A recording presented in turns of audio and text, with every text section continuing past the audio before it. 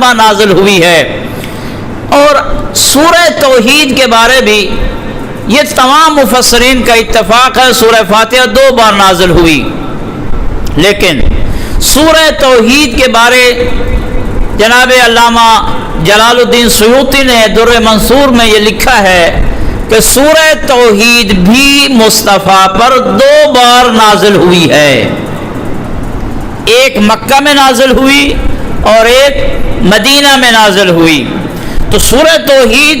کی عظمت اور اس کی شان اور شوکت اور بلندی جہاں مضمون کے حوالے سے ہے کہ اس میں کیا مضمون ہے، کیا مفاہیم پائے جاتے ہیں، وہاں اس کے ساتھ ساتھ سورہ توحید کو اللہ نے اس مفسر کی رائے کے مطابق 2 بار نازل کر کے اس کی اہمیت کو بیان کر دیا. سورہ فاتحہ 2 بار نازل ہوئی، سورہ توحید 2 بار نازل ہوئی. سورہ توحید کا وہ مقام ہے میرے دوستو، عزیزوں اور بزرگوں، حضرت امام جعفر صادق علیہ السلام ارشاد فرماتے ہیں کہ اگر کوئی شخص 1 ہفتہ پورا 7 دن اپنی کسی نماز میں سورہ توحید کی تلاوت نہیں کرتا، کسی رکعت میں بھی سورہ توحید کی تلاوت نہیں کرتا، اور وہ اسی ہفتہ کے دوران اس دنیا سے رخصت ہو گیا، چھٹے امام ارشاد فرماتے ہیں ماتا علی دین ابی لہب، وہ ابو لہب کے دین پر مرا ہے. جب سورہ توحید کی طرح ہے علی، اور جب سورہ توحید 7 دن نماز میں نہ پڑھی جائے اور 7 دن گزر جائیں اور 7 دن کے اندر یہ اس کے بعد جب وہ انسان مرے تو وہ ابو لہب کے دین پر مرا، یعنی کافر ہو کر مرا. فتویٰ دینا میری عادت نہیں ہے اور نہ ہی ہم یہاں سے فتوے صادر کرتے ہیں، بس ایک میسج دینا ہے. جب سورہ توحید نہ پڑھنے سے انسان اسلام پہ نہیں مرتا، پھر جو سورہ توحید کی طرح ہے علی، اور اگر اس کی ولایت دل میں نہ ہو اور انسان مر جائے، وہ کس دین پر مرے گا؟ درود بھیجے گا بلند آواز سے، صلی علی محمد وآلہ. نماز نہیں مکمل ہوتی. نماز جس میں وہ قرآن پڑھ رہا ہے، فاتحہ پڑھا ہے، اس کے بعد کوئی اور سورت اس نے پڑھی ہے، 7 دن اگر اس نے سورہ توحید سے روگردانی اختیار کی ہے، کسی رکعت میں اس نے سورہ توحید کی تلاوت نہیں کی، فقط 7 دن، اور انہی 7 دن میں اگر وہ اس دنیا سے رخصت ہو جائے، مصطفیٰ کا یہ بیٹا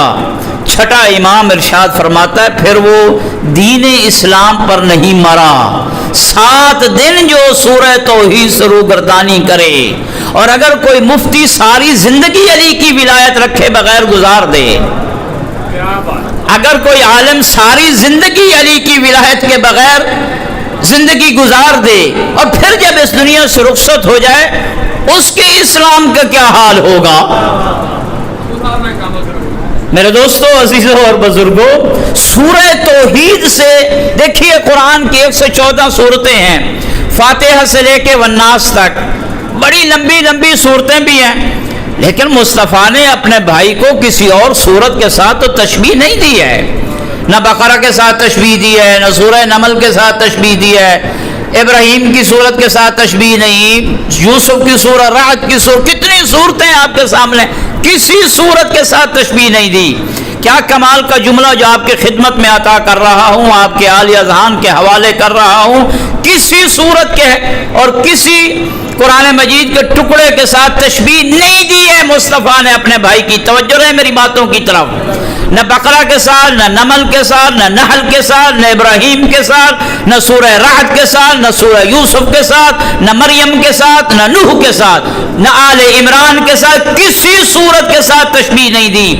دی ہے. تشبیہ تو اس صورت کے ساتھ دی ہے جس میں اللہ کی وحدانیت بیان ہو رہی ہے. جس میں اللہ کا واحد ہونا بیان ہے، جس میں اللہ کی صمدیت بیان ہے، جس میں اللہ کی لم یلد لم یولد ہونا بیان ہے، جس میں یہ بیان ہے کہ اللہ کا کوئی ہمسر نہیں ہے، جو سورہ اللہ کی توحید کا مضمون ہے، اس کے ساتھ مصطفیٰ نے اپنے بھائی علی کو تشبیہ دے کر یہ بتا دیا، یاد رکھیے میرا بھائی علی بھی اپنی کمالات میں، اپنی صفات میں لا شریک ہے، کوئی اس کا ثانی نہیں ہے۔ درود بھیجیے گا بلند آواز سے، صلی علی محمد والے۔ سورہ توحید کیا عظمت رکھتی ہے سورہ توحید؟ مدرسہ ہے، دینی درسگاہ ہے، علماء موجود ہیں، پوچھ لیجئے، اور یقیناً آپ بھی ان چیزوں سے آشنا ہیں، واقف ہیں، فقہی مسئلہ ہے، آپ کی خدمت میں عرض کر رہا ہوں، طلباء موجود ہیں۔ اگر ایک انسان اپنی نماز میں، فجر کی ہو، ظہر کی ہو، مغرب کی ہو، عصر کی ہو، جو بھی ہو، ایک نماز میں سورہ توحید پڑھے بغیر کوئی اور سورت کا تکرار کر کے پڑھے، مثلا پہلی رکعت میں بھی سورہ قدر پڑھے، دوسری رکعت میں بھی سورہ قدر پڑھے، نماز ہو جائے گی، باطل نہیں ہے۔ یہ بھی ایک مسئلہ ہے کہ دوسری رکعت میں سورہ توحید کا پڑھنا واجب ضروری نہیں ہے۔ اگر کوئی انسان اپنی نماز کی دونوں رکعتوں میں، تینوں رکعتوں میں، چاروں جو باقی جو ہے ظہرین کی جو پہلی دو رکعتیں ان میں بھی کوئی ایک سورت دو بار پڑھ لیتا ہے، یعنی جو فاتحہ کے بعد ایک پوری سورت پڑھنا ضروری ہے، پہلی رکعت میں بھی وہی پڑھے اور دوسری رکعت میں بھی وہی پڑھے، سارے علماء نے یہ لکھا ہے وہ نماز مکروہ ہے۔ توجہ ہے، وہ نماز مکروہ ہے، اور مکروہ کا معنی یہ ہے یعنی اس نماز کا ثواب کم ہو جائے گا، اس نماز کا ثواب کم ہو جائے گا۔ اگر کوئی انسان اپنی نماز میں فاتحہ کے بعد کوئی سورت مکرر پڑھتا ہے، ریپیٹ کر کے پڑھتا ہے، تو اس کی نماز کا ثواب کم ملے گا۔ لیکن اگر کوئی انسان اپنی نماز میں 2 رکعت کی ہے، 3 رکعت کی ہے، 4 رکعت کی ہے، اپنی نماز میں سورہ فاتحہ کے بعد مکرر بار سورہ توحید کی تلاوت کرتا ہے، کوئی اور سورت فاتحہ کے بعد نہیں پڑھتا، فرماتے ہیں فقہا کہ اس کی نماز کا ثواب دگنا ہو جائے گا۔ اگر کسی اور سورت کو مکرر پڑھے نماز کا ثواب کم ہوگا، سورہ توحید کو مکرر کر کے پڑھے ثواب دگنا ہو جائے گا۔ پھر یہ بھی فقہا فرماتے ہیں، درود بھیجے گا بلند آواز سے،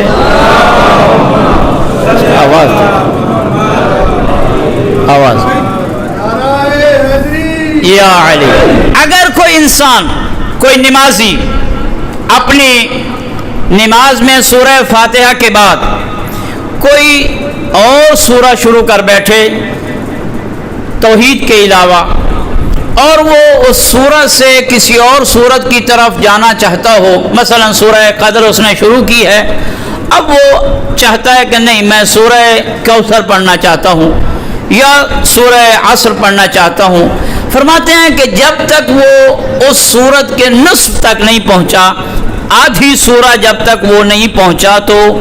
اس وقت تک وہ دوسری سورت کی طرف جا سکتا ہے، پڑھ سکتا ہے۔ لیکن اگر آدھی سورت اس نے پڑھ لی ہے سورہ قدر مثلا، تو پھر وہ دوسری سورت کی طرف نہیں جا سکتا۔ لیکن سورہ توحید کے بارے میں فقہا فرماتے ہیں کہ اگر انسان نے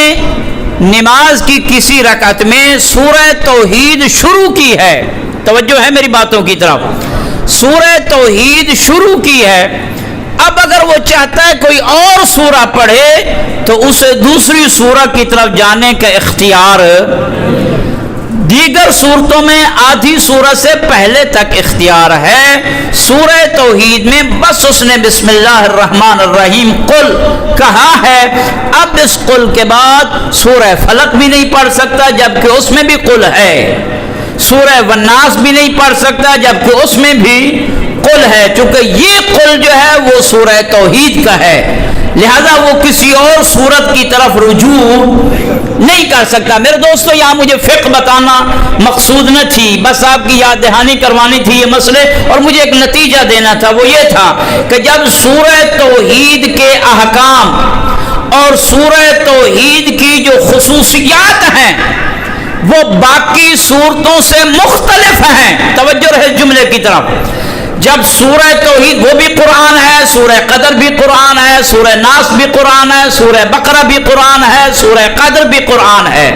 سورہ والعصر بھی قرآن ہے، سارا کا سارا قرآن ہے، لیکن جب اس سورت کا باقی صورتوں سے احکام میں اختلاف ہے، صفات میں اختلاف ہے اور دیگر خصوصیات میں ایک دوسرے سے نہیں ملتی ہیں، اس کی اپنی خصوصیت ہے، پھر یہ مسلمان کو ماننا پڑے گا مصطفیٰ کے اس فرمان کی روشنی میں کہ جو اس امت میں سورہ توحید کی طرح ہے وہ ہے علی، پھر وہ بھی اپنی خصوصیات میں، اپنی صفات میں، اپنے کمالات میں ساری امت جیسا نہیں ہے۔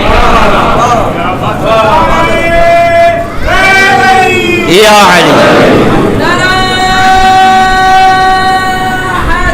یا علی، وہ بھی اپنی صفات میں، اپنی خصوصیات میں۔ بھائی یہ کیسے ہو سکتا ہے؟ مصطفیٰ نے ایسے لفظوں کا انتخاب کیا جن کا کوئی معنی نہیں ہے، کوئی مفہوم نہیں ہے، جذباتی نعرے لگانے کے لیے تو مصطفیٰ نے یہ جملے ارشاد نہیں فرمائے بھائی فلاں فلاں چیز کی طرح ہے، اس کا کوئی نہ کوئی کامن چیز ہوتی ہے، کوئی آپس میں مشترک باتیں ہوتی ہیں، تبھی کہا جاتا ہے فلاں فلاں کی طرح ہے، زید شیر کی طرح ہے، زید جو ہے وہ فلاں چیز کی طرح، یعنی کوئی ان میں نقطہ اشتراک ہے تبھی کہا جاتا ہے نا۔ جب مصطفیٰ نے یہ کہا ہے کہ علی سورہ توحید کی طرح ہے، پھر یہ ماننا پڑے گا جس طرح سورہ توحید سے منہ پھیرنے سے نماز باطل ہو جائے گی، اسی طرح علی کی ولایت سے منہ پھیرنے سے نماز باطل ہو جائے گی۔